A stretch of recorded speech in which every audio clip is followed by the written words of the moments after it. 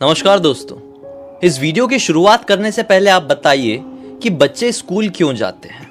पढ़ाई करने के लिए, ज्ञान प्राप्त करने के लिए, शांत दिमाग से कुछ सीखने के लिए। लेकिन जरा सोचिए, बच्चे ऐसे स्कूल में अगर चले गए जिस स्कूल में माहौल शांत है ही नहीं, तो उनकी क्या जिंदगी बन पाएगी? क्या वो अच्छे से जी पाएंगे? और माहौल शांत नहीं होने के दो रीजन हो सकते हैं भाई। एक तो ये कि स्कूल में अच्छे से पढ़ाई नहीं होती है, लड़ाई चल रही है, धक्का मुक्की चल रही है, हल्ला गुल्ला चल रहा है, या तो फिर भूत प्रेत की एक्टिविटीज लगातार घट रही है। बस इन दो ही कंडीशंस में कहीं के माहौल शांत नहीं हो सकते हैं। तो भाई पटना के एक स्कूल में ऐसे ही कुछ अजीबोगरीब चीजें होती थी। दरअसल काफी साल से ये हो रहा था। वहां पे उस स्कूल में ना 4 फ्लोर थे। 4 फ्लोर के बाद ऊपर टेरेस था। तो चौथे फ्लोर में बिल्कुल लास्ट वाला एक कमरा था, जिस कमरे से ना अक्सर दौड़ने की, चीखने की, चिल्लाने की आवाजें सुनाई देती थी। अब ये वहां पर क्यों होता था, इसका कारण तो अभी के टाइम पे किसी को पता नहीं, क्योंकि ये स्कूल बहुत पुराना है। लेकिन इन सारी एक्टिविटीज की वजह से उस कमरे में ताला लगा दिया गया था। एक तरीके से उस कमरे को स्टोर रूम बना दिया गया था। और इस स्टोर रूम की चाबी केवल और केवल स्कूल के जो सबसे बड़े लेवल के प्यून हैं उनके पास होती। कोई चीज की साफ सफाई होती, कोई बेंच वेंच टूट जाती, तो उठाकर वही बड़े वाले प्यून अपनी चाबी से उस ताले को खोलते और अंदर फटाक से उस चीज को डाल देते और तुरंत ताला लॉक करके बाहर। लेकिन जब वो ताला लॉक करके बाहर आते थे तो लगातार हनुमान चालीसा पढ़ते थे उस दरवाजे के सामने खड़े होके हाथ जोड़ के, और पूरी हनुमान चालीसा कंप्लीट करते थे और वहां से हटते थे। अब जरा आप ये सोचिए, क्या ये कहीं से भी नॉर्मल लगेगा? आप जिस स्कूल या कॉलेज में पढ़ाई कर रहे हैं उसका एक दरवाजा कंटिन्यूअसली बंद है, हमेशा आपको बंद ही दिखता है। लेकिन आप क्या देखते हैं कि कोई एक आदमी आता है, कभी कभी उस दरवाजे को खोलता है, हड़बड़ी में उस कमरे के अंदर अपना काम करता है, बाहर निकलता है, हाथ जोड़ के हनुमान चालीसा पढ़ता है और डरे डरे वहां से हटता है। तो आपको ये चीज थोड़ी एबनॉर्मल सी नहीं लगेगी? ऐसा ही होता था आरव नाम के लड़के के इस स्कूल में। आरव क्लास 8th में रहा होगा और ये सारी चीजों को ना जाने कब से देखता आ रहा था कि होता क्या है, होता क्या है, क्यों होता है। लोग बोल देते हैं, टीचर्स बोल देते हैं कि उसके आसपास मत जाना, उस रूम के आसपास मत जाना, हम नहीं जाते। लेकिन क्यों? बच्चों को क्यूरियोसिटी होती है। 7th 8th में पहुंच जाते हैं ना बच्चे, तो उसके बाद हर चीज जानना रहता है। इसमें बच्चों की कोई गलती नहीं है, ये एक ह्यूमन नेचर, ह्यूमन बिहेवियर है। तो आरव के मन में भी बहुत दिन से लगा हुआ था, मुझे जानना है, जानना है, जानना है। बहुत पहले की बात नहीं है, 2018 या 19 रहा होगा, ठीक है। इन लोगों की ना पीटी क्लास चल रही थी। पीटी क्लास ना इनकी बीच में होती थी। जैसे स्टार्टिंग में 2-3 पीरियड हो गए, फिर इनका लंच टाइम हो गया, अपना नाश्ता वाश्ता किए, खेले कूदे, फिर इसके बाद उनकी पीटी होती थी और फिर 2 क्लासेस और होती थी और फिर छुट्टी होती थी। तो ऐसे ही ना आज के दिन उनकी पीटी क्लास चल रही थी बड़े अच्छे से। और पीटी क्लास करके ख़त्म ही होने वाला था जस्ट, कि आरव ने क्या बोला कि सर हम वॉशरूम से आते हैं, और ऐसा बोल के अपने दोस्त को लेकर निकल गया बाहर, अपने एक दोस्त को लेकर, जिस दोस्त का नाम था संजय। संजय और आरव वॉशरूम कर रहे हैं और वापस से अपने उस पीटी रूम की तरफ लौट ही रहे थे कि आरव उसको रोकता है और कहता है कि भाई आज अच्छा मौका है, पीटी वाले सर भी लास्ट का टाइम बचा है उनके पीरियड का, तो ज़्यादा ध्यान नहीं देंगे। अपन एक काम करें क्या, ऊपर चल देख के आए क्या वो 4th फ्लोर के उस रूम में है क्या? तो संजय भी कहता है यार आइडिया तो बढ़िया है, बहुत टाइम से मैं भी सोच रहा था कि उसके बारे में पता किया जाए, लेकिन हिम्मत नहीं हो पा रही थी क्योंकि अकेला था। आज तू भी मिल गया है, दोनों मिलके चलते हैं। बोले चल चल चल, किसी को पता नहीं चलेगा, अभी सब अंदर है, सबकी क्लासेस चल रही है। वो दोनों दबे पांव 4th फ्लोर में पहुंच गए। 4th फ्लोर में एक ही क्लास चलती थी। हालांकि पूरे फ्लोर में ढेर सारे रूम्स थे, लेकिन एक रूम तो कंटिन्यूअसली बंद है जिसमें जाने की इनकी तैयारी है। बाकी के रूम्स में अलग अलग चीज़ें हैं। बिल्कुल आखिरी वाला एक रूम था जहाँ पे क्लास चलती थी बड़े बच्चों की, क्लास 11th या 12th के बच्चों की क्लासेस चलती थी, एकदम दूसरे कॉर्नर में। ये लोग सीढ़ियों से चढ़े हैं, 4th फ्लोर में आए हैं और उस कमरे की तरफ बढ़ गए। उस कमरे की तरफ जाके देखते तो क्या पाते हैं कि उसके पास से बहुत गंदी स्मेल आ रही है। रेगुलरली ये बच्चे ऊपर नहीं आते थे क्योंकि छोटे क्लास के बच्चों को ऊपर आना अलाउड ही नहीं था। जो बच्चे ऊपर पढ़ते हैं, जिनका क्लासरूम ऊपर है, वही आते हैं। जी हाँ, जैसे ये लोग उस रूम के सामने पहुंचे, उस ताले की तरफ देखते हैं तो क्या पाते हैं, उस ताले में ना लाल रंग का जो हम हाथ में कलावा पहनते हैं ना, धागा रक्षा सूत्र पहनते हैं, वो बंधा हुआ है। उसके साथ ना उसके ऊपर कुछ पीपल के पत्ते भी ऐसे लिपटे हुए हैं। इनको उतना तो समझ में नहीं आया कि ये पीपल के पत्ते हैं कि क्या है, बस उन लोगों ने ऐसा अंदाज़ा मारे कि ये पीपल के ही पत्ते होंगे। मैं बताता हूँ आपको। देखिए, बोले ये ऐसा दरवाज़ा क्यों है यार, और थोड़ा खींच के देखने की कोशिश की है, लॉक्ड भी है इसका ताला बड़े खतरनाक तरीके से, अंदर जाएं तो कैसे जाएं। तुरंत आरव कहता है कि संजय जल्दी दिमाग लगा, वरना हम नहीं जा पाएंगे, हमारा प्लान चौपट हो जाएगा और फिर पता चल गया ना टीचर को तो स्पेशल हमारे ऊपर नज़र रखी जाएगी कि हम लोग इस रूम के सामने वापस से तो नहीं आ जाते हैं। संजय बोलता है 1 मिनट भाई, 1 मिनट, चल भला साइड में। साइड तरफ में ना उस जैसे ये क्लासरूम है, ये क्लासरूम के बाजू में थोड़ी सी एक जगह थी, वो जैसे बालकनी जैसा था उस फ्लोर का। वो लोग उस तरफ जाते और वहाँ पर एक खिड़की थी, जो खिड़की इसी क्लासरूम की थी। इस खिड़की के ज़रिए क्लासरूम के अंदर जाया जा सकता था। ये लोग खिड़की को जैसे ही पकड़ के थोड़ा हिलाते हैं ना, अब इनकी बदकिस्मती से कहो या जैसे भी कहो, ऊपर तरफ खिड़की की अंदर साइड में कुंडी लगी रही होगी। थोड़ा इन लोगों ने खिड़की को पकड़ के हिलाया, वो कुंडी सटाक से नीचे हो गई और खिड़की खुल गई। अब इस खिड़की में ना ही कोई ग्रिल थी ना ही कोई सलाखे, प्रॉपर खिड़की खुल गई। और जैसी खिड़की खुली ना, अंदर से बहुत ठंडी हवा का झोंका आया। तो ना आरव की दिल की धड़कनें बढ़ गई। बोले साला ये इतनी ठंडी का टाइम है नहीं, हल्की फुल्की गर्मी का टाइम है, ठंडी हवा का झोंका आया है।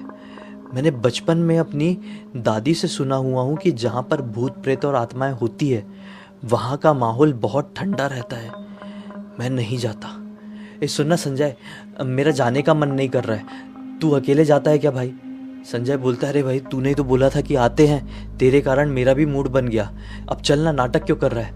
आरव कहता है कि नहीं यार कैंसिल, एक काम कर अपन वापस नीचे चल लेते, कैंसिल करते, मुझे ना थोड़ा अजीब सा अटपटा सा लग रहा है, नेगेटिविटी लग रही है, अपन नहीं जाते। संजय बोलता है भाई अगर मैं आज अंदर नहीं गया ना तो मेरा दिमाग यहीं पे फिरते रहेगा, मेरी पढ़ाई लिखाई में ध्यान नहीं लगेगा, मुझे जाना है, मतलब जाना है। संजय चले जाता है अंदर। आरव बाहर खड़े खड़े देख रहा है। अब अंदर अंधेरा था क्योंकि एकमात्र ये खिड़की यहाँ पर लगी हुई थी और अंदर लाइट वाला सिचुएशन थी। लाइट तो रहेगी नहीं यहाँ पे, जो इतने दिन से दरवाज़ा बंद है, और ये रूम बहुत बड़ा था और ढेर सारे यहाँ पे टूटी फूटी बेंचेस रखी हुई थी, टूटे फूटे सामान रखे हुए थे स्कूल के, तो पूरा रूम लगभग भरा सा था। संजय अंदर चले गया है, आरव बाहर खड़े खड़े उसका इंतज़ार कर रहा है, अब आएगा तब आएगा। पहले तो दिखाई दिया था कि हाँ वो ढेर सारी बेंच का ढेर है, उसके पीछे की तरफ गया है, लेकिन उसके बाद वो आगे की तरफ नहीं आया। कहाँ चले गया? आरव ने ऐसा ऐसा होकर देखा, 10 मिनट हो गए, 15 मिनट हो गए, संजय अंदर से आया ही नहीं। इसने थोड़ा सा अंदर मुंह डाल के आवाज़ भी लगाया, संजय आना, क्या कर रहा है, कहाँ चले गया तू? तो संजय के अंदर से एक धीमी सी आवाज़ आती है, अरे भाई, जैसे कि कहीं वो किसी चीज़ में फंसा हुआ है, शायद बेंच के बीच में फंसा हुआ है, पता नहीं क्यों बेंचों के बीच में गया है। ऐसी आवाज़ आई बेंच के बीच में फंसी फंसी सी कि अरे भाई आ रहा हूँ, यहाँ पे मुझे कुछ मिला है, लेके आता हूँ, कुछ बहुत बढ़िया सी चमकती हुई चीज़ दिखाई दे रही है। इतने में एक घंटी बजने की आवाज़ सुनाई दी। अब ये घंटी क्या थी, क्यों थी, इसको नहीं मालूम, लेकिन आरव घबरा गया कि इस घंटी की वजह से वो क्लास 11th वाले बच्चे जो सामने ही वाले क्लासरूम में बैठे हुए हैं वो लोग बाहर ना निकले, या फिर कोई टीचर बाहर निकल के ना आए, वो लोग आ गए तो हमको देख डालेंगे। मैं फटफट यहाँ से निकल लेता हूँ, संजय तो अंदर है, वो नहीं फंसेगा। वो दौड़ते दौड़ते सीढ़ी से उतर के अपने 3rd फ्लोर में पहुँच गया। 3rd फ्लोर में पहुंचा तो एक मैडम ने देख ली। मैडम ने बोली किधर बाहर घूम रहे हो, चलो अंदर क्लासरूम में, तुम्हारी क्लास चालू होने वाली है। ये चलेगा अपने क्लासरूम में। अब संजय अभी भी ऊपर ही है, 4th फ्लोर में ही है, पता नहीं उस रूम में क्या कर रहा है। आरव देख नहीं पाया था, आखिरी बात उसकी यही सुना था, आ रहा हूँ भाई, मुझे कोई चीज़ अच्छी दिखाई दे रही है, कुछ चमक रही है, लेके आ रहा हूँ। यही उसको बस आखिरी सुनाई दिया था अपने दोस्त संजय का, और वो अपनी क्लासरूम में आ गया, बैठा। ये पूरा एक लेक्चर निकल गया। अब लास्ट वाला लेक्चर की घंटी लगी है और दूसरी टीचर आके तुरंत खड़ी हो गई, और जैसी दूसरी टीचर आई है पीछे पीछे से संजय भी आया है, मुंह लटकाया हुआ, उदास सा दिख रहा है, लेकिन नॉर्मल उदास नहीं, कुछ अजीबो गरीब तरीके से उदास। ये अपने दोस्त को देखता ही रह गया, कुछ बोला नहीं क्योंकि टीचर भी आ चुकी है, टीचर के पीछे पीछे ही आया है। संजय आया है, अपनी सीट में बैठा है, इसकी बेंच अपने आरव की बेंच से 2 आगे थी और आरव उसी को नोटिस कर रहा है। संजय बस सिर नीचे करके बैठा हुआ है। उसको लगा कि कुछ हाथ में पकड़ के देख रहा है क्या, थोड़ा ऐसे होके भी देखा, लेकिन नहीं, संजय नीचे किसी चीज़ को नहीं देख रहा था, बस केवल ऐसी ज़मीन को देख रहा था। मैडम उधर बोर्ड में पढ़ा रही है, बच्चे ज़्यादा हैं तो मैडम भी एक एक बच्चों में क्या ध्यान देगी, वो ऐसे ही बैठा हुआ है। यहाँ पे आरव का भी मन पढ़ाई में नहीं लग पा रहा है, क्योंकि संजय बड़े टेंशन में दिखाई दे रहा है और बहुत बदला बदला सा दिखाई दे रहा है। ना ही एक भी बार बोर्ड में देखा है, ना ही किताब उठाया है, ना ही कॉपी खोला है, कुछ भी नहीं किया है। और ऐसे करते करते ये वाला पूरा क्लास ख़त्म। जैसे ये क्लास ख़त्म हुआ, वो उठा, अपना बैग उठाया और घर चले गया। ये देखता ही रह गया, डरा भी हुआ है, क्योंकि बच्चा है ना, कुछ हो तो नहीं गया उसको। अगर उसको कुछ हो गया होगा तो मेरे ऊपर भी नाम आएगा। इसी चक्कर में आरव उस समय तो शांत रह गया, लेकिन आरव जब अपने घर पर पहुंचा तो उसको बड़ा पछतावा सा हुआ कि यार मेरा दोस्त मेरे ही बोलने की वजह से उस क्लासरूम में गया था, और फिर इतनी देर बाद, लगभग आधे घंटे बाद वो उस क्लासरूम से लौटा, और मैंने एक बार पूछा भी नहीं उससे कि क्या हो गया, तू ऐसा बदला बदला सा क्यों लग रहा है, इतना मायूस क्यों लग रहा है, तुझे किसी ने कुछ बोला, किसी ने मारा? मैंने एक बार भी उससे कुछ नहीं पूछा। मुझे पूछ लेना चाहिए। वो अपने पापा का मोबाइल मांगता है और फ़ोन करता है उसके घर पे। उसकी मम्मी फ़ोन उठाएगी, ऑब्वियसली 8th क्लास में पढ़ने वाले बच्चों को रेयरली मोबाइल पर्सनल मिलता है, तो इन लोगों को नहीं मिला था।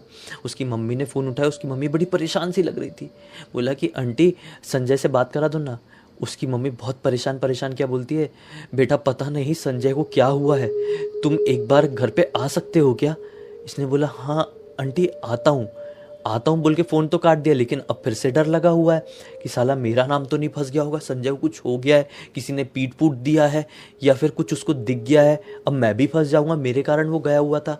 लेकिन फिर भी आरव इतना तो था कि चले गया वहाँ पे कि खा लूँगा डांट यार।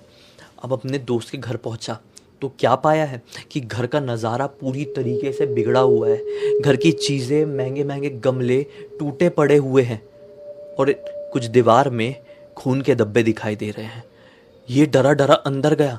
आंटी संजय कहाँ पर हो आप लोग? कोई दिखाई क्यों नहीं दे रहा है आंटी? अब संजय का घर ना थोड़ा सा बड़ा था।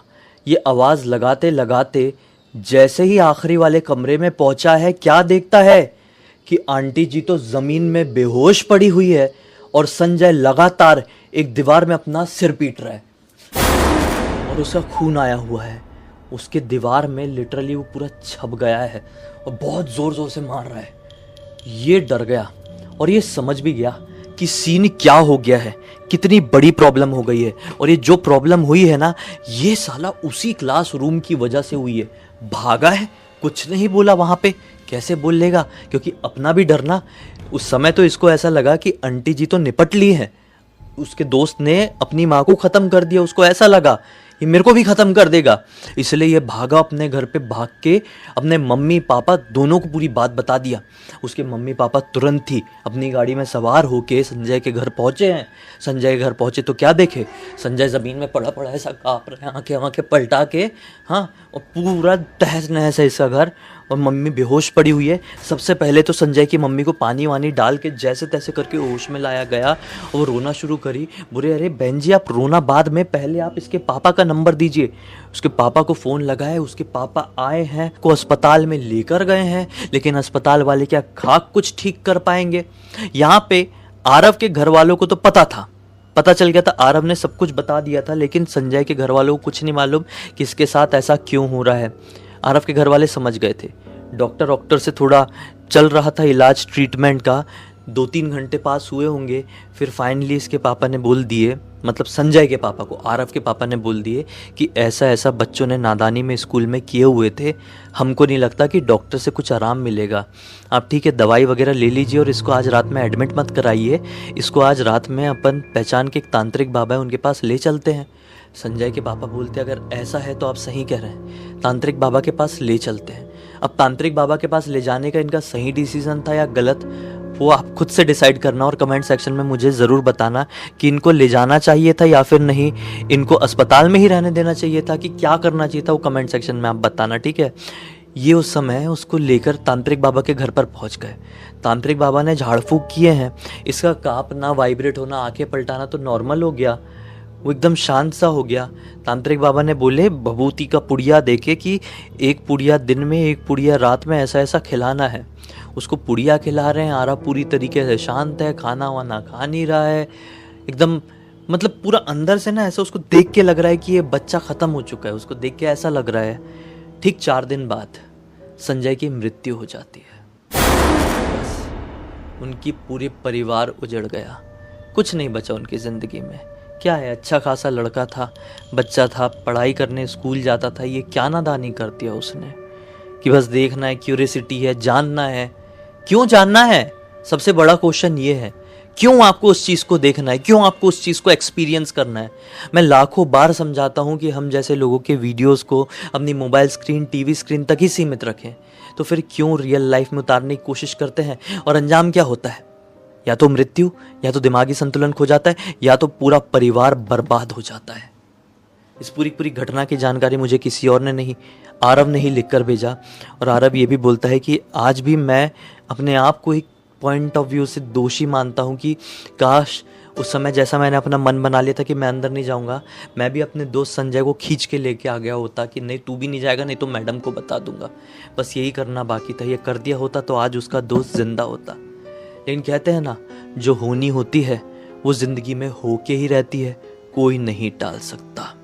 खैर, अब इसी एक नोट के साथ इस कहानी का अंत करते हैं। अब तक इस वीडियो को देख लिए हैं तो लाइक ज़रूर कर देना, चैनल को सब्सक्राइब करके बेल आइकन दबा के ऑल के ऑप्शन में क्लिक करना, क्योंकि इसी तरह के हैरान कर देने वाले खौफनाक वीडियोस डेली आप लोग के सामने लेके आते रहते हैं। इंस्टाग्राम की लिंक इस वीडियो के डिस्क्रिप्शन बॉक्स में मिल जाएगी, क्लिक करके डायरेक्टली वहाँ पर पहुँच जाना।